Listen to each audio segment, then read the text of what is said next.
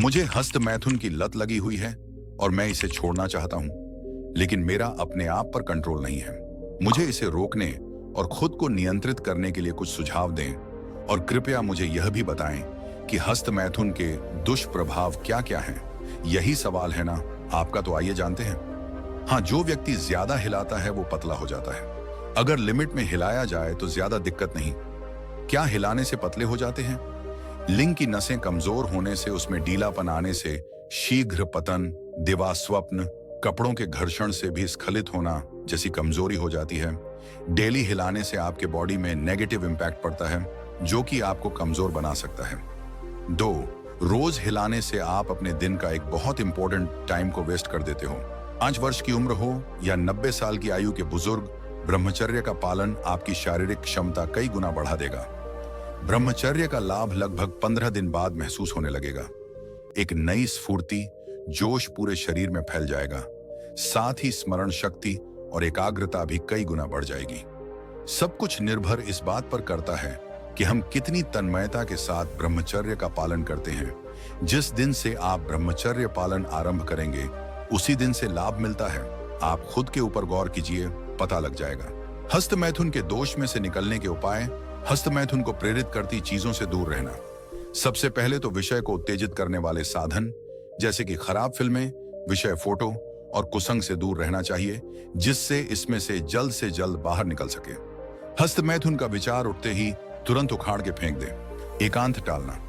हस्त मैथुन में से बाहर निकलने के लिए जिस वक्त उसका विचार आए तब परिस्थिति बदल डालना या एकांत टालना अति आवश्यक है। इस तरह हस्त मैथुन करने के विचार रुक जाएंगे।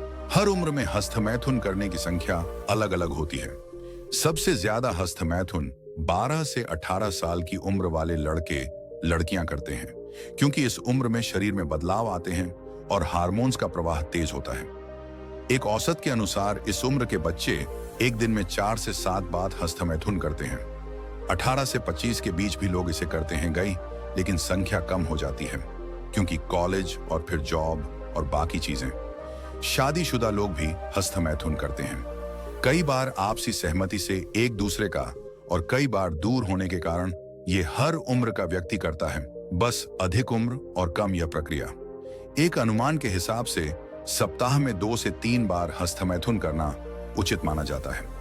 ऐसी तो इससे कोई विपरीत प्रभाव नहीं पड़ता, लेकिन जब ये व्यक्ति की रोज की जिंदगी पे असर डालने लगे और वो बाकी जरूरी काम छोड़ के सिर्फ हस्त मैथुन ही करता रहे, तब ये दिक्कत करता है। आयुर्वेद के अनुसार इस प्रक्रिया को करके स्पर्म बर्बाद नहीं करना चाहिए। अंत में तो हस्त मैथुन से केवल दुख ही मिलता है। नियम ऐसा है कि शरीर में से जितना सुख लेने जाओगे वह उतना ही दुख देकर जाएगा।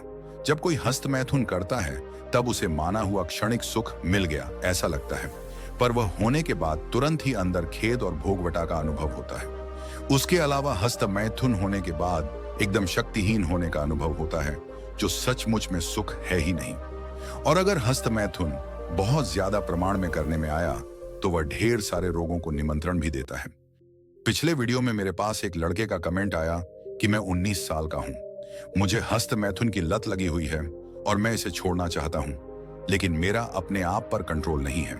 मैं इसे रोजाना 3 या 4 बार करता हूं और अब मैं अपनी इस आदत को लेकर गंभीर हूं और गंदी वीडियो बहुत देखता हूं और मेरा शरीर दुबला पतला हो गया है और मैं तनाव महसूस कर रहा हूं।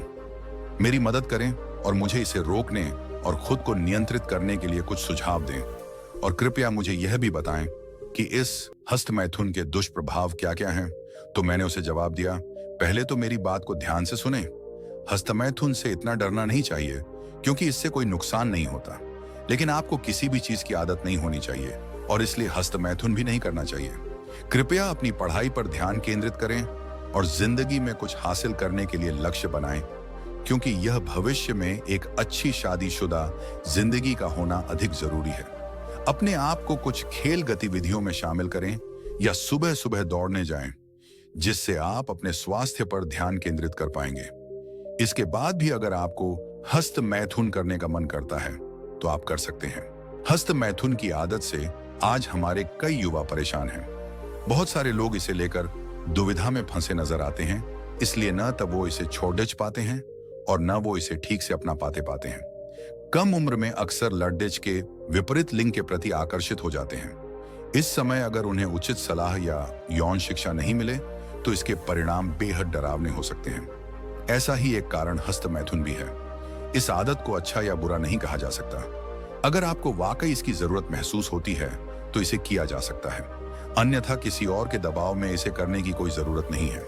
यह भी ध्यान रखें कि ये आदत लत बन जाए तो बेहद हानिकारक हो सकती है। अपने मन में एक निश्चित इरादे बनाना से आप हस्तमैथुन की आदत छोड़ सकते हैं। जब भी आपके मन हस्तमैथुन करने की इच्छा हो, तब अपना मन किसी और काम में लगा लें, या कोई अच्छी पुस्तक पढ़ें, या फिर अपनी पसंद का कोई और काम करने लग जाएं। कुल मिलाकर अपना दिमाग कुछ अच्छे कामों में लगाएं। जब आप हस्तमैथुन किए बिना बहुत समय गुजार लेते हैं तो आपका आत्मविश्वास बढ़ने लगता है और आप बेहतर अनुभव करने लगते हैं। लेकिन आपका मन में कहीं ना कहीं इसे करने की इच्छा भी बनी रहती है। ऐसे में ये समझने की कोशिश करें कि ये 5 या 10 मिनट का मजा आपकी इतने दिन की मेहनत और आत्मनियंत्रण के परीक्षण पर पानी फेर सकता है। पोर्न से पाएं छुटकारा। आपको सबसे पहले सभी तरह की अश्लील सामग्री से दूरी बनाएं। पोर्न सामग्री न केवल आपको हस्तमैथुन के लिए उकसाती है, बल्कि डिप्रेशन और स्ट्रेस का कारण भी बनती है। आपको इसके बारे में बहुत गंभीर होकर सोचना होगा और सभी पोर्न सामग्री को फेंकना होगा। यकीन मानिए, ऐसा करने के बाद न सिर्फ आपकी हस्तमैथुन की लत छोड़ने में मदद होगी, बल्कि दिमाग भी शांत रहता है। इसके सबसे बड़े स्रोत कंप्यूटर को ऐसी जगह शिफ्ट करें जहां सबका आना जाना हो। ऐसा करने से आप अपनी काफी मदद कर पाएंगे। मुझे हस्तमैथुन की लत लग गई है। इससे मेरा शरीर दिन प्रतिदिन कमजोर दुबला होता जा रहा है और हस्तमैथुन के कारण मुझे कुछ भी याद नहीं रहता। क्या आप मुझे बता सकते हैं कि मैं हस्तमैथुन से छुटकारा कैसे पा सकता हूं? इसके लिए आपको मानसिक रूप से स्वस्थ होने की जरूरत है और ये करने के लिए अच्छा साहित्य पढ़ें। अपने समय को रचनात्मक कार्यों में लगाएं। जितना हो सके अकेले रहने से परहेज करें।